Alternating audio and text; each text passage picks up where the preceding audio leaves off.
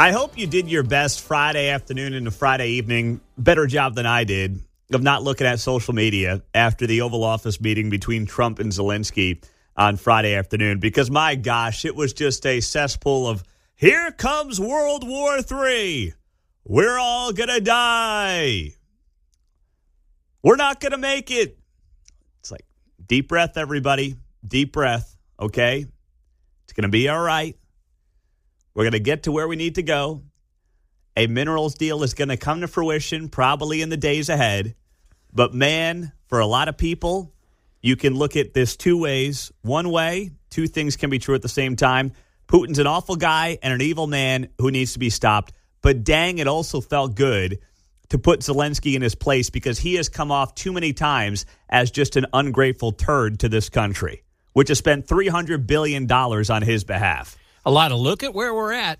Yeah. But no, how did we get here? Yeah, exactly. Exactly right. Where were we the last 4 years?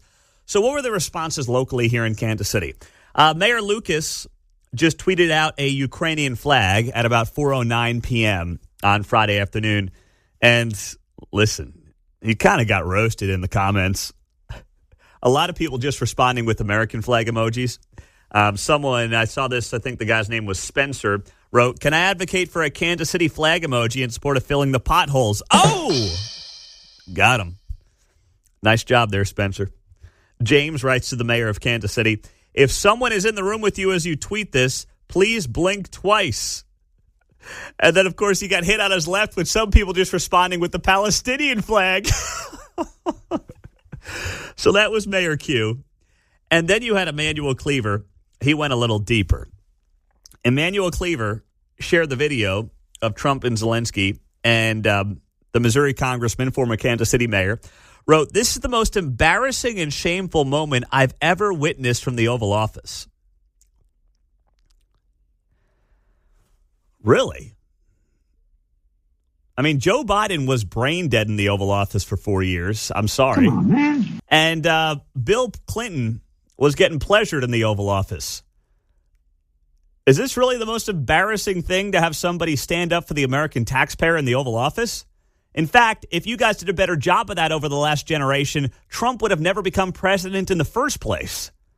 Trust me, there have been a lot of embarrassing things that have happened in that Oval Office. And I don't think two guys who are duly elected by the American people standing up for the American taxpayer is anywhere near the top of that list. Emmanuel Cleaver goes on the right. American leadership publicly siding with a dictator in Vladimir Putin and berating a Democratic friend in Ukraine will not be forgotten by any nation around the world. Cleaver adding, "It's become abundantly clear that the Trump administration is seeking to throw Ukraine to the Russian wolves. It is incumbent on Congress to exert its independent powers to continue supporting our Democratic friends who are resisting Putin's despicable invasion." All right, Cleaver, can we get to the crux of it, though? I want to know whether or not he thinks Trump is a musty moo, moo, moo. You muster moo, moo, moo. That's all I care about. What's Cleaver say about that? I mean, this is ridiculous from Cleaver. What a complete lie in terms of what actually happened in the meeting on Friday and what the goal is of this administration. The goal is to end a war, stop the death and destruction that's led to 1 million people getting killed, according to reports, and also get an off-ramp for Zelenskyy to maintain as much of his country as he can and get the entire West back on the same page by trying to keep Putin in check. That's the goal here. This notion that if you don't want to give Zelenskyy the blank check that he apparently demands, it means you're a Russian stooge, is such a false and insulting narrative to anybody with common sense. I support Ukraine in wanting to stop Vladimir Putin's invasion of their country. I think the vast majority of the American people feel that way. But Zelenskyy showed up in the people's house, was combative in front of the American media. You knew that was not going to go well for him once Trump had the cameras rolling and had his chance to, beat up Zelenskyy a little bit. And it's like, guys, we've done more for you than the entire rest of the world combined. We more than doubled what the EU has given you over the last 3 years. You need us. You have no choice. but to make sure that you are here kissing the ring, not the Trump ring, but the American people's ring. It just so happens Trump's in the White House right now. But it was the same thing with Biden. He had to do it that way. And he failed to do it that way. See, and all these people, whether it's Cleaver or anybody else who's like, yeah, Ukrainian flag emojis, they don't care about Ukraine. It's all about Trump. Just be honest. It's all about, and that's fine. You hate Trump. You're upset Trump's in the White House. But do not act like you're losing an ounce of sleep over anything with Ukraine. I think we all obviously feel awful about what that country is going through. And we should. They've lost a lot. They've sacrificed a lot. We should root for them, certainly over Russia, run by Vladimir Putin, arguably the worst guy on the planet. But my goodness, this is more of an anti-Trump thing than it is a Ukraine thing. Because you tell me, what's the end game here? What does Cleaver want to do? Just give a blank check to Zelenskyy to keep fighting a war that's unwinnable? Is that what he wants to do?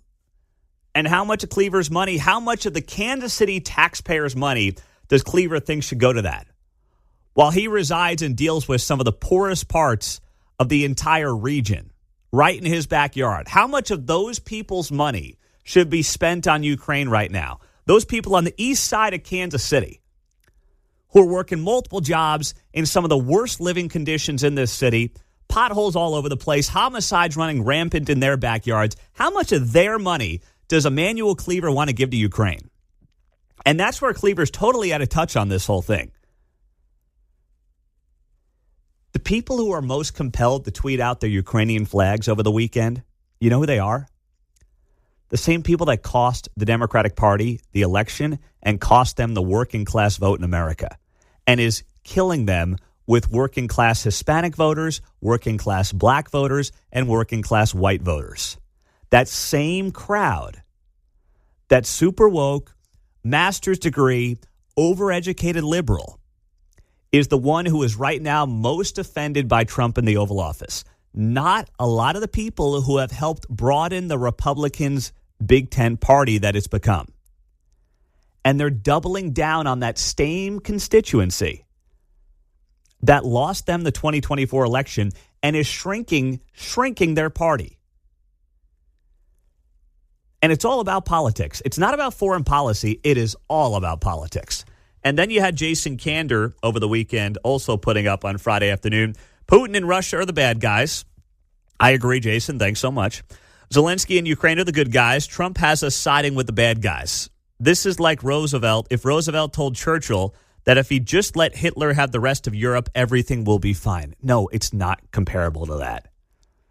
That is an awful analogy for Jason Kander, who continues to be as Trump-triggered as anybody in Kansas City. Stop with that.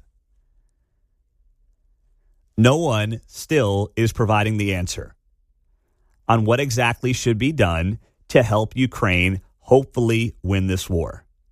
Because according to the experts, it is not winnable at this point in time. It's not. So now it's like, let's save lives and let's stop spending money and let's make sure that now the American people, and by the way, American businesses, go help rebuild Ukraine, which would actually be a very good backstop for the Ukrainian people.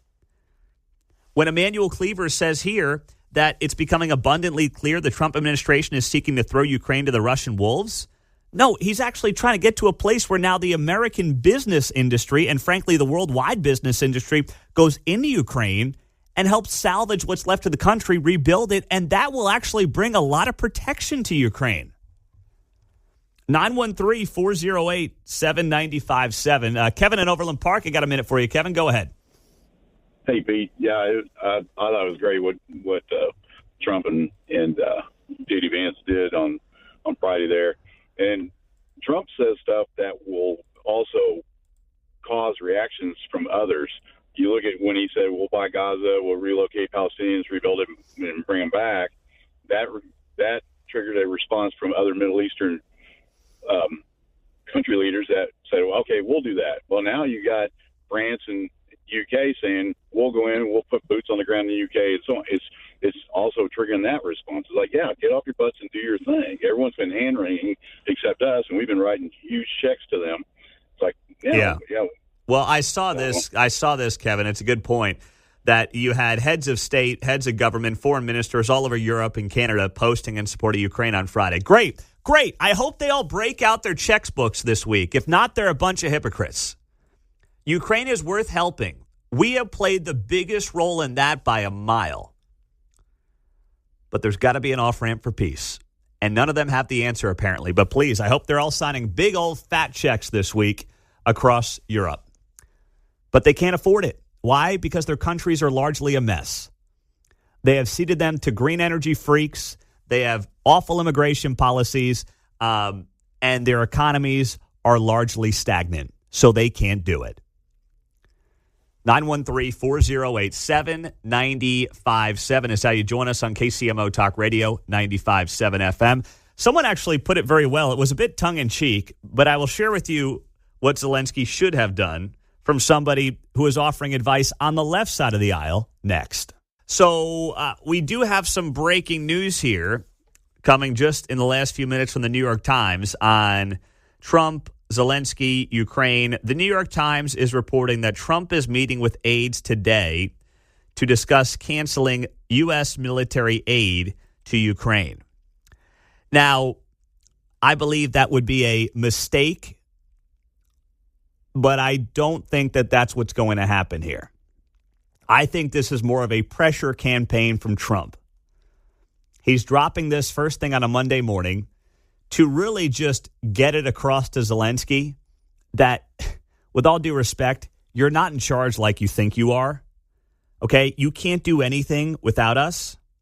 So let's remember that next time you come to the United States. I believe that's what's going on here. I don't think Trump ultimately is going to cancel that aid, that military aid to Ukraine. I think it's just, once again, part of this reminder of who's boss that's going on. And you know what? In large part, I'm okay with that because guess what? We are, as the American taxpayer, the bosses here. We are. We've spent hundreds of billions of dollars on Ukraine. And the best description of this I saw over the weekend came from a guy named Dave Smith. He's a comedian. And I thought he put this very well about what happened on Friday. He writes here, imagine being completely dependent on Donald Trump to the point that your life was quite possibly on the line. And then imagine your move was to try to alpha him on national TV in a language that you kind of speak. Like, that is so well said. See, all you've got to do with Trump, it's really not a difficult formula to figure out. If you need something from Donald Trump, Tim Cook of Apple has actually done this pretty well. Right? Tim Cook of Apple has given money to the Trump Library, the Trump Foundation for the library one day when he's out of office. He announced a couple of weeks ago, $500 billion in investments back in the United States. It was some massive amount of money on behalf of Apple. And he knows that curries favor with Donald Trump. He understands that. Like, this is not all that difficult to understand. And on Bill Maher's show over the weekend, Fareed Zakaria is a weekend host on CNN. And this was a tongue-in-cheek comment, but he actually nailed it in terms of how Zelenskyy should have handled this. And everybody in the world who's followed Trump for any length of time understands how Zelenskyy screwed this up on his own. And this is what Fareed Zakaria said on Bill Maher's show over the weekend. In a strange way, I do feel like Zelenskyy should have studied this a little bit more. He's an emotional guy. I've met him many times. He's very brave. He's been fighting a war, and he let his emotion get the best of him. The way to have gone in there is first you begin by saying, President Trump, you are a genius. You have completely transformed the landscape. I have with me the order of highest merit. Ukraine has never created a civilian honor this big for you. Have a big medal. A big medal. Put it on him. I would say to him, I look forward to welcoming you in Ukraine so that we can build the tallest Trump Tower in the world.